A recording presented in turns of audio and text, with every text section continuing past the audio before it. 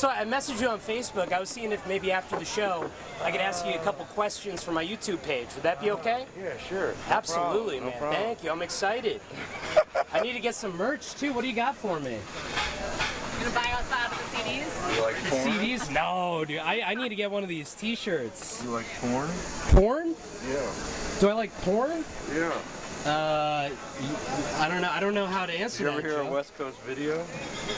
West Coast Video? No, I've never heard of that. It's an 80s video store that had porn. Oh yeah? Yeah.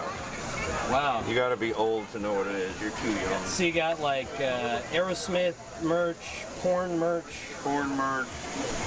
Large. This is wild, man. Where did you make these? My podcast network guy made these. Oh, so somebody through your podcast network made these shirts? Nice. Keeping it in the family. What was that? They look a little blurry. They are. That's what I told them. Oh, you wanted them to look blurry? No, these are my worst shirts. Okay. And of course I bought a bunch of them. And you're wearing one right now too. This is the better one. Look at this. Because I'm sweating through them. Wow. This is a crazy setup, man. I'm excited for the show. It's just pretty crazy. This is wild here. I love this. Oh, and then you got all these CDs right here too. Someone bought a CD, Joe. What was that? When was the last time someone bought an actual CD? I sell them for so cheap. So it's almost like More of a guilt souvenir. A guilt buy. Wow. Awesome. Well, I'll come talk to you later, okay? You guys are getting set up. Hi, what's going on? All right?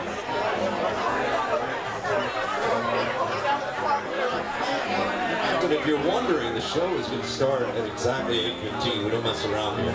Okay. If this joke doesn't work, I apologize. I wrote it in like 1992.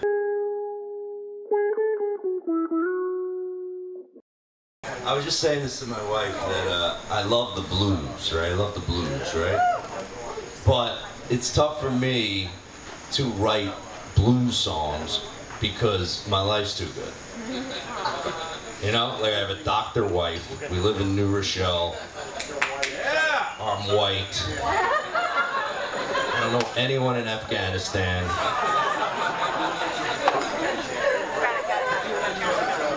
Right? My son goes to Fordham Prep.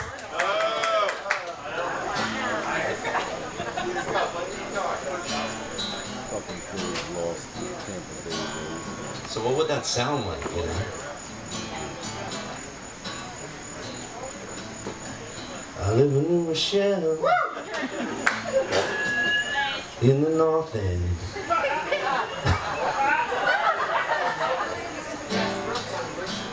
We can afford it, 'cause my mother-in-law was willing to lend. My wife is a doctor, and pretty cute. She's got great medical benefits, and makes lots of loot.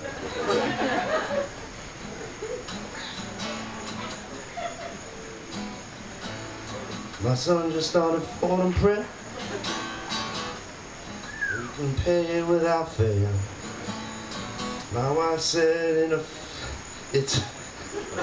My wife said it's a fact. Maybe we should sell and move to Scarsdale. Everything is good. I have no fear of the man. Nobody from my family is in Afghanistan. Not blue enough to be blue song. This one's bombing. I don't play or sing good. Never, Steph, throw this away. We're never doing music in my comedy show ever again. Seriously, I feel like pulling a Pete Townsend. Pete Townsend and just like... Steve, I got you on video right now. How was the show tonight? Show was really good. Stevie, stop! Stevie, whoa! Stevie, stop! Yeah, thank thank you, CJ, for coming out, and to all my fans around the world. Huge fan. Amazing. Amazing. What was got- it like opening for Joe Matarese? So I didn't get to open. I guess I was more of a feature tonight, right? You know, but no, working with Joe has been amazing because he's a sweetheart. You know, he's a very funny man and also really cool behind the scenes. You know, so I'm a Joe fan, and if you're not a Joe fan, then the fuck out of here. You know.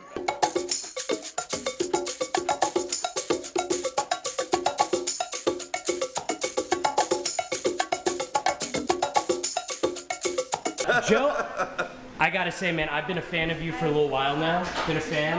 I will say, though, a little dubious means I've been a fan of you seriously since the first Porcelain documentary. Really? That's kind of how I got introduced to you. Really? Would I be the first person that's bought a ticket from watching a Porcelain documentary to coming to a show? Yes. Is that right? Yeah. What is it about you? Like, why is it so fun to make fun of Joe Matarese? What is it about you? I don't know. I grew up that way too. Like I was You grew always up that way? I was always the guy that all my friends used to just bury all the time. Yeah. Even though I went on to be a comedian, they used to make fun of me all the time. Really? I think because I would laugh though when they made fun of me. Yeah. So I don't know. That's a good question. What percentage of the people at the show tonight know that there's 3 hate documentaries about you? Oh, I bet none of them know. You bet none of them know? No. Do you Maybe, try to no, actually, like maybe a few of them. do you try to hide that from them? No, it's a no. No. How are you gonna hide a documentary? If they want to find it, they can find it. Right, right. I don't worry about anything anymore. Yeah, definitely some people. I love the way you're filming. You're just like You like you're it, like right? you're like half. Is that even on my face? Yeah. Have you ever discussed internet trolls at therapy sessions? Sure. I don't go to therapy anymore. But You don't go to therapy? I did then. Are you still medicated? Yeah. You are. How are you on pills right now? I take antidepressants every day. Okay, so you're on like some amount of SSRIs right now. Yeah, every day. Adderall? You still take Adderall? Only in the morning. Only in the morning? Extended release. It wears off at about 2 o'clock in the afternoon and it's gone. I love the guitar bit tonight. That was so terrible. much fun to watch. I'm sorry. I know it must have hurt. I hope you didn't film that. my No, set. no, of course not. Of course not. No. I trust you. No, you should trust me. Why not? Because when you know all this shit, I know that you probably can't be trusted. All right. So I loved your group. Why did you kick all the people out of your group, your Facebook group? You're all having so much fun. I didn't kick him out. Oh, really? No. Because there's a guy named Danny Woodward. He wants a personal apology from you. That's one of the things he asked. Oh, really? Hello. Hi. What did you think of the show tonight? I thought he was great. So how much more money do you make than Joe? I think it's just different. It's more stable. Oh, it's more stable? Okay. So he'll get like a big chunk? Yes. But you get like a More stream? regular, even amounts that are predictable and dependable. Okay. Versus like every once in a while, something bigger that comes in. Right. Yeah. How often do you do shows like this? This is the third. Is this like a typical Matarese show? This is the third one we've done here. Third one here? And you're doing like kind of a residency. But here. now it's kind of all I do now is I do these, and then I go back to South Jersey and do the same thing in theaters down there. Right. So that's just all I do now are those, and then like corporate gigs mixed in. Corporate gigs, those probably pay the best, right? Like that's when Joe's bringing in the money was with the corporate gigs. These are starting to pay pretty good though when you can. If you count up the money at $20, like that's pretty decent for sure. Yeah. What percentage of those people are like friends, family, associates? That's a hard one because it's like your friends are also become your fans too. I guess Yeah. if they like stand up or I would like. say less than half though. I don't think we knew Yeah, we probably knew about 35 people there something maybe. like that. Yeah. So here's a question I have. But some When of you're them doing, come multiple times. wait, like, let's say you have a decent sized audience, but the majority of them are like friends, family, associates, and you have these higher aspirations. Do you ever feel like you're stuck in purgatory? Say it again. So you got all these people at your show, right? Right, But you're right. like, I know this guy from high school. I know this person from my family. Is there ever like a bittersweet sadness or like a purgatory feeling to that? No, not anymore. Maybe there would have been at some point in my career. I'm very appreciative of everything. You have like a good positive disposition. You seem like you're light. You have like a lightness to you today. That's with the medication, definitely. The SSRIs. I'm just guessing because I just know how I used to be, and I'm smart enough to know how I am now, and I see a difference. Yeah. I don't worry about it as much. Yeah. Just like go have fun and then go home. That's it. Yeah, of course. Yeah. You got your family, you got everything, you do this, you make some money. Yeah. It's a decent life, for sure. Yeah. That's good. It seems like you got a balanced sort of thing. But I did notice you mentioned Sebastian Maniscalco quite a bit. Do you ever feel envious of Sebastian? Once. Did I mention him once? A couple times. You definitely mentioned him at least 4 times. Because I knew everybody knows him now, so it's like an easy reference because he's so big. Yeah. You know? People know Sebastian. So like, if I do the Giuseppe Matarese, it's an Italian bit, so it's like I go to the big Italian comedian to make the bit work. I don't have a.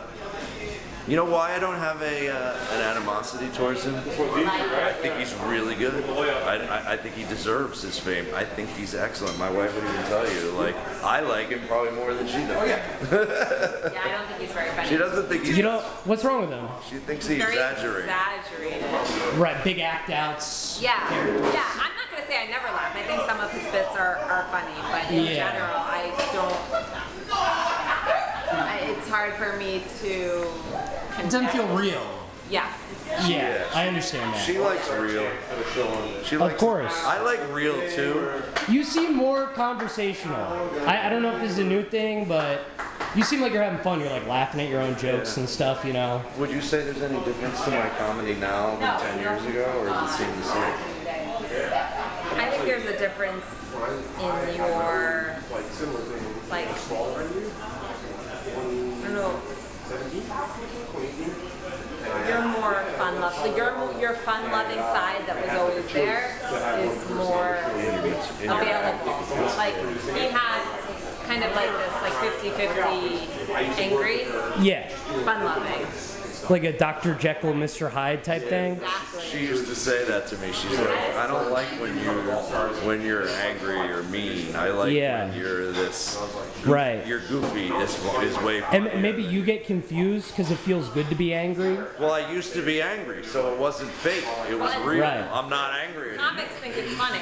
Right. You lose it and you get really angry at a heckler, comics think that's funny. Right. But when you're an innocent bystander in the audience, It's a little scary, maybe. see the whole show fall apart. So you'd see Joe scare a huge group of people. Yeah, and you go that didn't have to go that way Right. because unfortunately the majority of the audience members suffered for the interaction between you and 1 or 2 people. Right. So had you been able to kind of rise above that, you could have had the show go on. Right. Had you been fun-loving about it. But you get yourself stuck in a hole, basically, an anger and then you hole. would be like, forget it, I'm burning the whole show down. Right. Yeah. So. Yeah, that's a good way to really explain it. Is there was always a not care, but when you were angry, you didn't care. Yeah. You got angry and scared everybody and burnt the bridge and made the owner hate you. And now there's a not care, but it makes the audience like you more. Yeah, I get that. You're not stressed. You're just being yourself. You're accessing